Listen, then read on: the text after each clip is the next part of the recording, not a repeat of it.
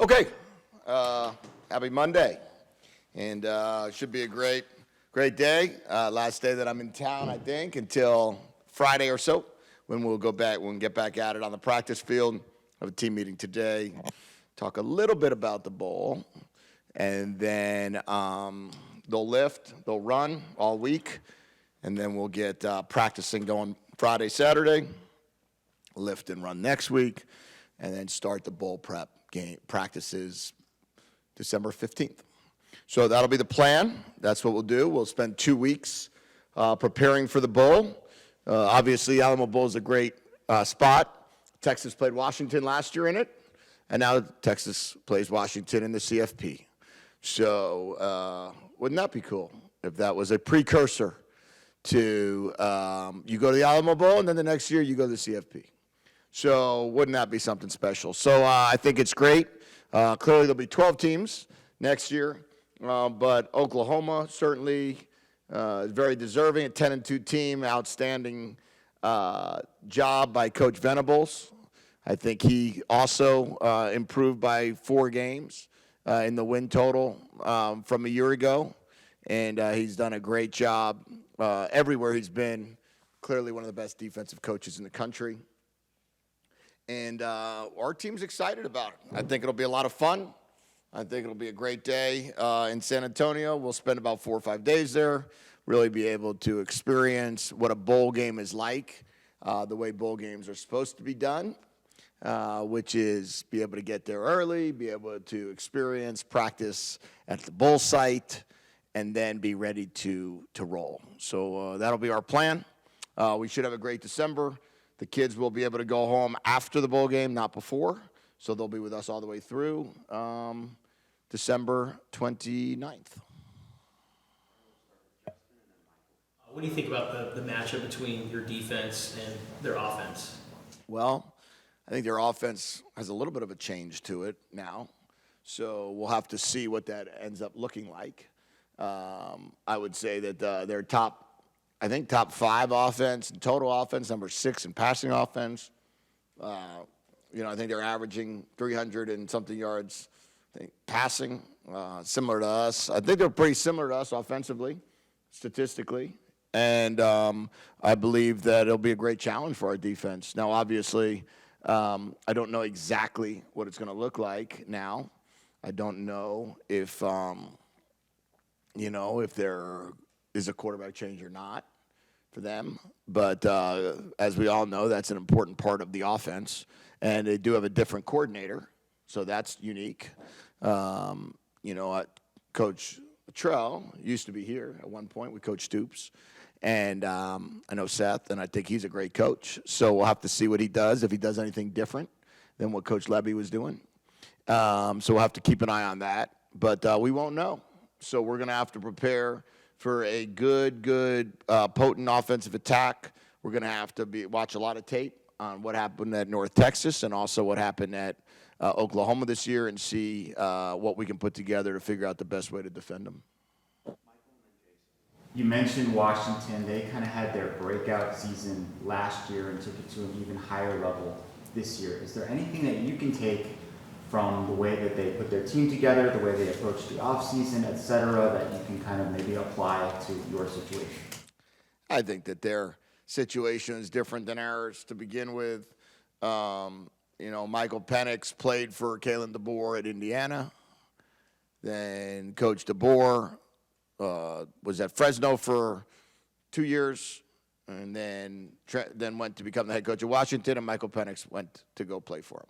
So I think when you look at their offense, they were pretty offense-driven, and they managed to have their quarterback for 2 years. And as I've been saying over and over, that position, as the CFP committee decided as well, that position is the most important position. And you have to be able to have consistency at that position. You have to teach an offense to a guy, and they benefited from, they got everybody to come back. That's what happened. So assuming everybody comes back, then I would think that we too will have a great opportunity. when teams try to poach your players, when teams try to take your players, when teams try to convince players to leave programs to go to another program. You got to be able to not allow that to happen. That's what Washington was able to do. And I think that's a key part of sustainability and building a program. Two questions. Do you believe in bowl momentum? Like if you win the Alamo Bowl, it carries on to the next season or recruiting or any of that? I think that there's momentum in playing in a game because you have 15 practices that you wouldn't have had the last, if you look at us versus, let's call it Utah, since 2017, they've had 90 practices more than we've had. And when you look at that, well, what does that mean? I mean, 90 practices is like, well, training camp's only 28 practices. So you're talking about 3 more training camps than we had to be able to compete. So, and that's, of course, we've had coaching changes along the way there as well. So I think where the momentum comes from is really just getting better. And the team is around each other more. The team believes in each other more. They're closer together. And sure, when you're playing December 28th on ESPN, recruits are going to notice it, and they're going to see how you play the game. The way we play the game, people should want to come here. We play the game in a manner that people should say, I want to go play at Arizona, and I really don't care about the rest. And the reason why is because we can develop guys to become NFL players. We've shown that. We can do that. We will do that. We'll have a ton of players that will be in the NFL next year and years beyond that. And we're watched by NFL GMs. We're watched by NFL head coaches. Most coaches in this league can tell you how Arizona did every Saturday. I don't think that a lot of other programs can say that. And that's why I think that the bowl momentum will be nice. I heard from a lot of NFL head coaches yesterday congratulating us on going to the Alamo Bowl and the importance of that game, and that's the momentum we need. And also, as a head coach, what has today been like for you with the transfer portal? Yeah, I think that in regards to players that have gone into the portal from other programs, there's certainly been some people that I've had to evaluate and make decisions on. You have to make very fast decisions. In recruiting, you can make long decisions. You might know them when they're a sophomore in high school, a freshman in high school, a junior in high school. Here now you have a decision that you need to make if you want to use one of your spots on a guy that you evaluated for 7 minutes. And things are very, very different in that regard. Then you have to start trying to do research. But while you're doing research, another team's trying to get them. So it's a much more challenging deal for a head coach.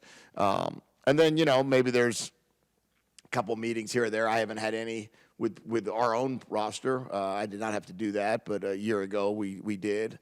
But, there's always going to be people that are trying to take your players. So you've got to avoid that. And you've got to make sure that these players understand their value to this program. And as I told our guys, if our whole team stays together and that recruiting class of 2022 and that transfer class of 2022, if you start adding that group together, when you start adding Tanner McLaughlin, Jacob Cowing, Jaden DeLora, Noah Fafita, T-Mac, Kevin Green, Price Sock, Takario, Manu, Kean, and you just go down the list of guys that were in part of that class of 22, there should be an ESPN 30 for 30 done about them in 10 years. And that should be, if we all stay together, and the amount of games that I think they could win this year and next will be the story of college football.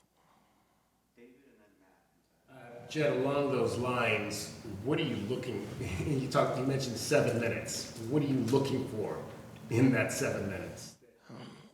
Make that decision. Yeah, when you look at a guy, when you look at the portal, and the first thing you have to do is, if someone's bringing them to me, it's that they have a prior relationship. If we don't know anything about them, I'm not interested. We just can't do it. So now it's a matter of, all right, let's turn on his film, let's look at his production, let's see how, let's find out his background regarding how many years does he have left.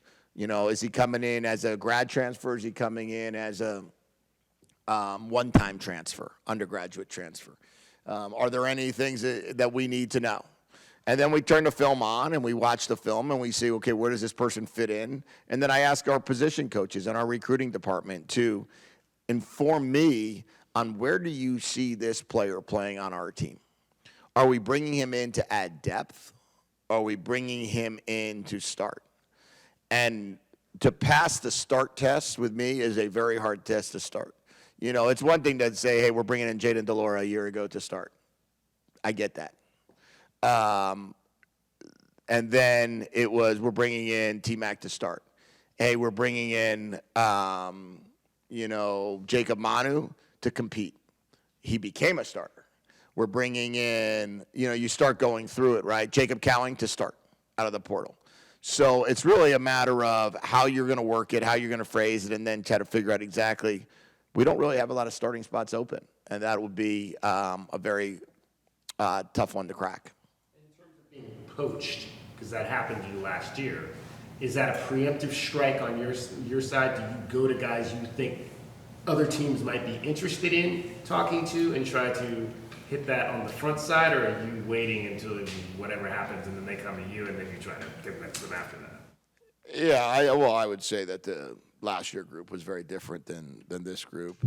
And then I would say that we all learned from a year ago and what the results are and what that looks like. I would say if a guy, usually they don't come to you, usually they come tell you, but I don't envision that with the team that we have.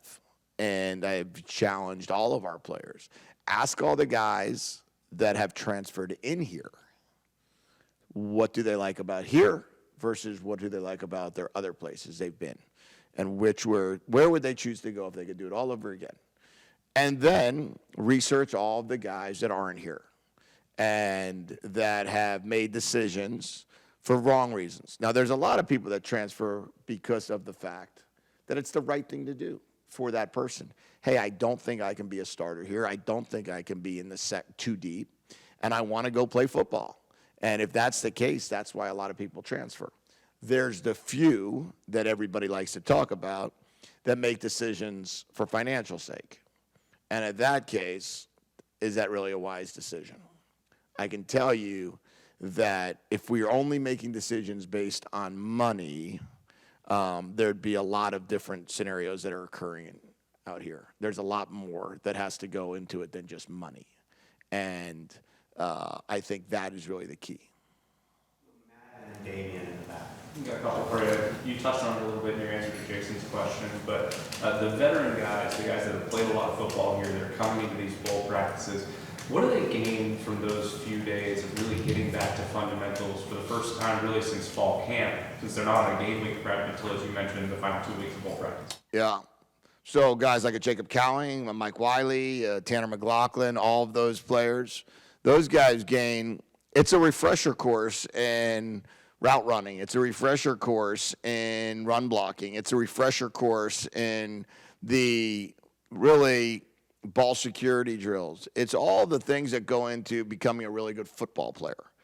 I mean, the old famous blocking, tackling, and catching, right? And, that there is part of that you do in these bowl practices that you haven't done in a while. And our job is to continue to find a way to get them better. And I believe everybody can get better between today and the bowl game.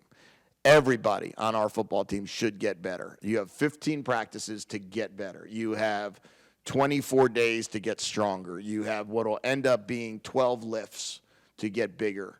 You should be able to do that during this time, and we should have our best football team on December 28th. About bringing in, alumni of the program, guys that have played at bowl games for the University of Arizona. Will a lot of those guys be here over the next month? And I guess what kind of message are you looking for from those alumni that have been so involved in your program that they'll be back here and kind of enjoying this next month with you guys? Yeah, I don't know how many people will be back for that, for bowl prep. I think a lot of people are excited that we're going to a bowl. But I would say that the biggest thing with bowl prep is you could take it one of two ways. The team that wins the bowl game or the team that takes it more serious. The teams that there's two ways to prepare for a bowl game. You know, you could choose it as a celebration of the season, or you could choose it as a championship game. You know, those are the two options. And you know, we're going to choose it as a championship game. Now, if it's a celebration of the season, then it's easy to, you know, slack off a little bit or not think that curfew matters or not, you know, or just enjoy the bowl experience. I think the goal is to win. So that's the message that I've given. We don't need the alumni to give that, but they certainly can too. Jedd, you mentioned knowing Seth Latrell. For Seth, the guy who's been a college coaching lifer, how did your paths cross and how well do you know him? I met him at Pebble Beach at a golf outing, and 2 years in a row. And it was nice to spend some time with him and his wife and Amber, and we enjoyed our time together. It's the Dick Tomey Golf Classic that is running over Memorial Day weekend. And there's about 36 college head coaches, either active or retired, that are at it. And Coach Neuheisel and Coach Patterson have taken it over, but it was the idea of Coach Tomey. And Coach Latrell has been at it the last few years, and that's when I got to meet him. And really enjoyed talking to him and enjoyed spending time with him. Golf game. I don't know. We never played together. But I would guess most of the time the answer would be the other person. I think this is the first time that you've had to deal with prepping for a game while also deal with the transfer portal and closing down a recruiting class with the early signing period, right? I don't think either of those were in place when you were last in college. So what is it like to have to handle all of that, and would you suggest any changes to the calendar that might make it easier so that there isn't this logjam in December? Yeah, I would say this, Michael, that it's certainly unique. It's a unique time in college football to like balance it all out. Like we had our end of year banquet yesterday, and then yet, you know, you have the transfer portal opening today, and then yet we have all of our coaches out on the road at home visits. Tomorrow I'll be in home visit in one state, then the next day in another state, then the next day in another state.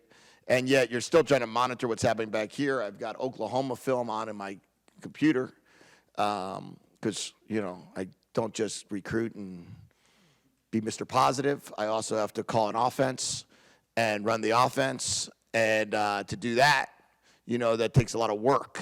So there's been a lot of different things that are happening at the same time. There has to be a better way to regulate the roster from the NCAA perspective. And what that means, I don't know. I mean, I've always said maybe a salary cap would be a great thing to have. So your roster isn't dealt with in a piecemeal, and you just have a better idea on how to do it. Maybe it's a better way of having an early signing period. Maybe you can just sign at any time, as long and that commitment has to stay firm unless there's a coaching change. Maybe there's a way to just figure out a way that you can open the transfer portal up after bowl games, not before. So let the CFP finish and then open up the portal. Especially if I was coaching a team, you know, if you're coaching a team like us that are playing a first bowl game since 2017, and, you know, that's a big deal. And the last thing you want to do is start losing players in the portal, and, you know, you're asking donors and you're asking alumni to come support the game, and then they're like, who am I supporting? So it would be a nice thing if they said, hey, your team is your team, and when the football season comes to an end, that is the day of the national championship game. That is when the season comes to an end. At that point, you can enter the portal. And if you have to do an early signing period, then maybe you could say, we're going to use some time in December. But how fair is that to the guys that are playing a bowl game December 16th? You know, they're trying to prep for a bowl game, and now you're saying at the last second you got to try to also sign your players. At least we have an 8-day runway between the signing day and the bowl game. So I think a lot has to change. It's not where it needs to be by any means. Okay, thank you guys.